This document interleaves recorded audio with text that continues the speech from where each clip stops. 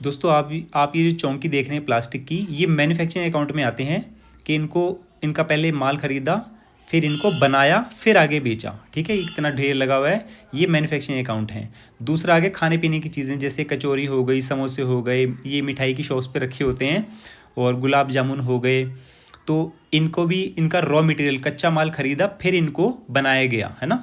जैसे हमने मैदा ख़रीदा और उसमें फिर रिफाइंड वगैरह डाला, या कचौरियाँ वगैरह बनाने के लिए, या कोई बर्फ़ी बनाने के लिए, तो उसमें हमारी गैस भी लगती है और बर्तन भी लगते हैं, लेबर भी लगती है, ड्राई फ्रूट्स भी लगता है।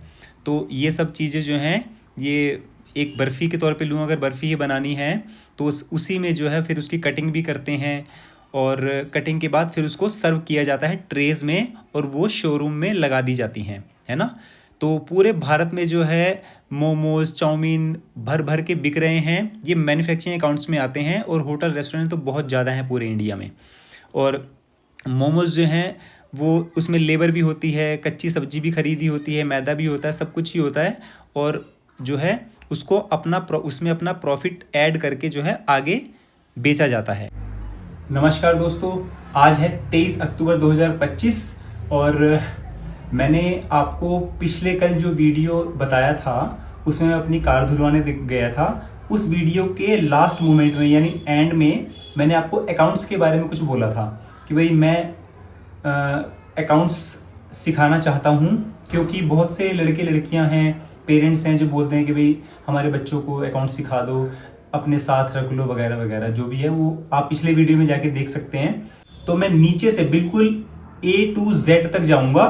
तो बेस जो है, अकाउंट्स दो तरह के होते हैं, ठीक है।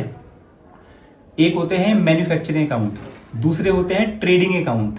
तो अब जो एक्सपेंसेस होते हैं, जो मैन्युफैक्चरिंग अकाउंट होते हैं, उसमें दो तरह के खर्चे होते हैं, डायरेक्ट एक्सपेंसेस और इनडायरेक्ट एक्सपेंसेस। पहले आप डायरेक्ट एक्सपेंसेस की लिस्ट देख लो, ये रही लिस्ट।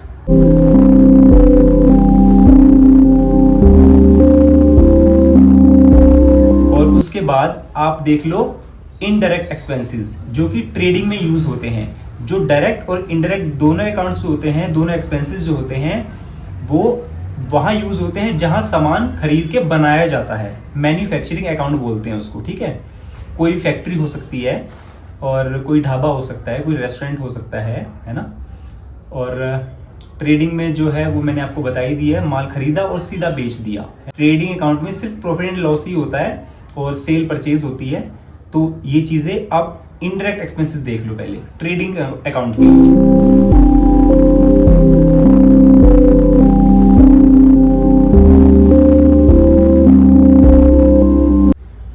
ये जो मैंने आपको दोनों एक्सपेंसेस की लिस्ट दिखाई है, इसमें सभी तरह के अकाउंट्स आ गए हैं, सभी तरह के एक्सपेंसेस आ गए हैं, ठीक है। तो आप इनको जरूर याद कर लें, और इनको आगे टैली में एंटर कैसे करना है, वाउचर कैसे बनाना है, वो मैं आपको नेक्स्ट व्लॉग में बताऊंगा, ठीक। और मैं आपको जो जो अकाउंट्स में सिखाऊंगा उससे रिलेटेड जो भी कागज हैं, है ना, प्रॉपर जो फाइलिंग है, वाउचर है, चेकबुक है, पासबुक है, वो सब मैं आपको अभी एग्जाम्पल के तौर पे दिखा देता हूं। ये है वाउचर, इसको बोलते हैं वाउचर पैड, ठीक है।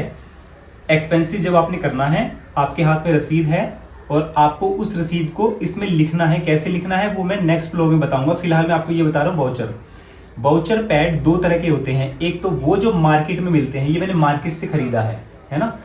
मैंने मार्केट से इसलिए खरीदा है क्योंकि मेरे पास कई फर्मों का काम है, उस पर नाम नहीं होना चाहिए।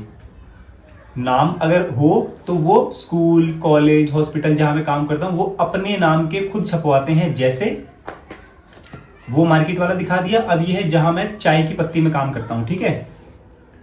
नाम आ गया कुणाल एंटरप्राइजेस, ठीक है। तो ये कंपनी के नाम हो गए। अगर मैं किसी और फैक्ट्री में काम करता हूं तो वो अपने नाम के अलग छपवा लेते हैं। तो ये मैं इसी फर्म में यूज कर सकता हूं, मैं अपने किसी और फर्म में इसको यूज नहीं कर सकता, ठीक है। दो तरह के वाउचर हो गए। उसके बाद आ गई चेकबुक।